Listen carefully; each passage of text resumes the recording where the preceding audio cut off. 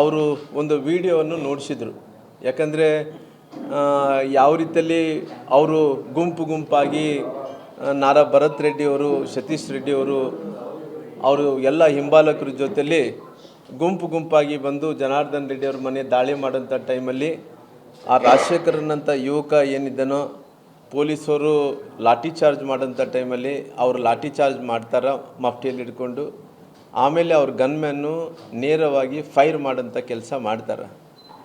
ಅವ್ರು ಫೈರ್ ಮಾಡಿರೋಂಥದ್ದು ಕೇವಲ ನಾರಾ ಭರತ್ ರೆಡ್ಡಿಯವರ ಶಾಸಕರು ಕಣ್ಣೆದುರುಗಡೆ ನಡೆದಿದ್ದರೆ ಕೂಡ ಇದನ್ನು ಅವ್ರ ಪ್ಲ್ಯಾನ್ ತಿರುಚಬೇಕು ಅನ್ನೋಂಥ ಪ್ರಯತ್ನ ಮಾಡಿ ಆ ತಿರುಚೋಂಥ ಪ್ಲ್ಯಾನಲ್ಲಿ ಫೇಲ್ ಆಗಿದ್ದಾರೆ.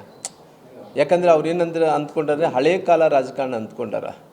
ಹಳೆ ಕಾಲ ರಾಜಕಾರಣದಲ್ಲಿ ಅವತ್ತು ಮೊಬೈಲ್ಸ್ ಇದ್ದಿಲ್ಲ, ಆವತ್ತಿನ ಈ ಟೆಕ್ನಾಲಜಿ ಇದ್ದಿಲ್ಲ. ಯಾರನ್ನ ಕೊಲೆ ಆದರೆ ಅದು ತಿಳ್ಕೊಳೋದು ಇನ್ವೆಸ್ಟಿಗೇಷನ್ ಮಾಡೋ ಒಳಗಡೆ ಸುಮಾರಾಗಿ 5 ವರ್ಷ 10 ವರ್ಷ ಆಗ್ತಿತ್ತು. ಇವತ್ತು ಹಂಗೆ ಆಗಲ್ಲ ನೋಡಿ. ಎಲ್ಲ ವಿಚಾರಗಳು ಕೂಡ ಜನಾರ್ದನ್ ರೆಡ್ಡಿಯವರು ಮೊಬೈಲಲ್ಲಿ ಅವರು ಇವಾಗ ಕೂಡ ಯಾರೋ ಅವ್ರ ಕ್ಯಾಮ್ರಾಮ್ಯಾನ್ನ ಫೋಟೋ ಹೊಡ್ಕೊ ಅಂತ ಹೇಳಿದರು. ಆ ಹುಡುಗ ಎಲ್ಲ ಕೂಡ ರೀಲ್ಸ್ ಮಾಡಿ ಎಲ್ಲ ಕೂಡ ಕವರ್ ಮಾಡಿರೋ ಕಾರಣ ಅದ್ರ ಜೊತೆಲಿ ನಮ್ಮ ರವಿ ಅನ್ನೋ ಹುಡುಗ ಕೂಡ ಕವರ್ ಮಾಡಿದ್ದಾನೆ. ಇನ್ನೂ ಭಾಳಷ್ಟು ವಿಜುವಲ್ಗಳು ಇದಾವೆ. ರವಿ ಅನ್ನೋಂಥ ಹುಡುಗ ಕೂಡ ಇದನ್ನು ಅಲ್ಲಿ ಕೂಡ ಅವ್ರು ಕೂಡ ಕವರ್ ಮಾಡಿದ್ದಾನೆ. ಸಖತ್ ಖಾರ, ಬಣ್ಣ ಮತ್ತು ರುಚಿ ಆಚಿ ಚಿಲ್ಲಿ ಪೌಡರ್. ಅಂದರೆ ಇವೆಲ್ಲ ನೋಡಿದಂಥ ಟೈಮಲ್ಲಿ ನನಗೆ ಫಸ್ಟ್ ಆಫ್ ಆಲ್ ಅವರು ಶಾಸಕರು ಹೇಳಬೇಕಾಯಿತು. ಯಾಕಂದರೆ ನಾವು ಅನೇಕ ಕಡೆ ಜಾಲತಾಣದಲ್ಲಿ ಕೂಡ ಇವತ್ತು ಎಲ್ಲ ಕಡೆ ಕೂಡ ಅವರು ಹಾರಿಸಿದಂಥ ಗುಂಡು ರಾಜಶೇಖರ್ಗೆ ಬಡಿತು, ಸತ್ತೋಯ್ತು ಅನ್ನೋಂಥ ಟೈಮಲ್ಲಿ ಕೂಡ ಅವರು ಸಮರ್ಥಿಸ್ಕೊಳಕ್ಕೆ ಹೋಗಿ ತಪ್ಪು ಮಾಡ್ಕೊತ ಏನು ಹೋಗ್ತಾ ಇದ್ದಾನೋ, ಇವತ್ತು ಎಲ್ಲ ರೀತಿಯಲ್ಲೂ ಕೂಡ ಎಲ್ಲ ವಿಡಿಯೋಗಳು ಬಂದ ನಂತರ ಕೂಡ ಇಲ್ಲಿ ತನಕ ಯಾಕೆ ಬಂಧಿಸಿಲ್ಲ ಅನ್ನೋಂಥದ್ದು ಸರ್ಕಾರಕ್ಕೆ ನಾನು ಪ್ರಶ್ನೆಯನ್ನು ಕೇಳ್ತೀನಿ.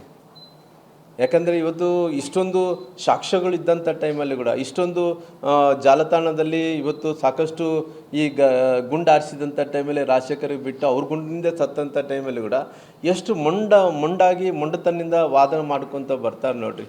ಹಂಗಾಗಿ ಇವತ್ತು ಭರತ್ ರೆಡ್ಡಿಯವ್ರನ್ನ ಅವರು ಇವತ್ತು ಈ ಇನ್ಸಿಡೆಂಟ್ ಒಂದೇ ಅಲ್ಲ, ಇನ್ನು ಅವ್ರ ಹೇಳಿಕೆಗಳನ್ನು ನೋಡಿದ್ರೆ ಅವ್ರ ಕಣ್ಣೆದುರುಗಡೆನೇ ಅವರು ಗನ್ಮ್ಯಾನಿಗೆ ಹೇಳಿ ಗುಂಡು ಹಾರಿಸಿ ಅವ್ನು ನೋಡಿ ಎಷ್ಟು ನಿಶಬ್ದವಾಗಿ ಗುಂಡು ಹಾರಿಸ್ತಾನೆ, ಮಕ ತೆರಿಕೆ ಅಂತಾನೆ. ಗುಂಡು ಹಾರಿಸಿದ ನಂತರ ಬಿದ್ದೋದಂಥ ಟೈಮಲ್ಲಿ ಎಲ್ಲ ಕಾರ್ಯಕರ್ತರೆಲ್ಲ ಕೂಡ ಕಿರ್ಚಾಡ್ದಂಥ ಟೈಮಲ್ಲಿ ಅವ್ನು ಹೊತ್ಕೊಂಡು ಹೋಗೋಂಥ ಟೈಮಲ್ಲಿ ದಾರಿಯಲ್ಲಿ ಸತ್ತೋಗ್ತಾನೆ. ಅಷ್ಟು ಆಗ್ತಾಯಿದ್ರು ಕೂಡ ಅವರು ಹೇಳಿದಂಥ ಮಾತೇನು, ನಾನು ಬಳ್ಳಾರಿನ ಸುಟ್ಟು ಭಸ್ಮ ಮಾಡ್ತಿದ್ದೆ ಅನ್ನೋಂಥ ಮಾತನ್ನು ಕೂಡ ಹೇಳಿದ್ದಾರೆ. ಆ ಸುಟ್ಟು ಭಸ್ಮ ಮಾಡ್ತೀನಿ ಅಂತ ಹೇಳಿದಂಥ ಟೈಮಲ್ಲಿ ಕೂಡ ಇಲ್ಲಿ ತನಕ ಇದೆ ಯಾವುದೇ ಕ್ರಮವನ್ನು ಕೂಡ ಇಲ್ಲಿ ತನಕ ತೊಗೊಂಡಿಲ್ಲ. ಯಾಕೆ ಕೈಗೊಂಡಿಲ್ಲ, ಯಾಕೆ ಕ್ರಮವನ್ನು ತೊಗೊಂಡಿಲ್ಲ ಅನ್ನೋಂಥದ್ದು ಕೂಡ ಈ ಪ್ರಶ್ನೆಗೆ ನನಗೆ ಉತ್ತರವನ್ನು ಕೂಡ ಕೊಡಬೇಕಾಗುತ್ತೆ. ಇವತ್ತು ಈ ಪ್ರಕರಣದಲ್ಲಿ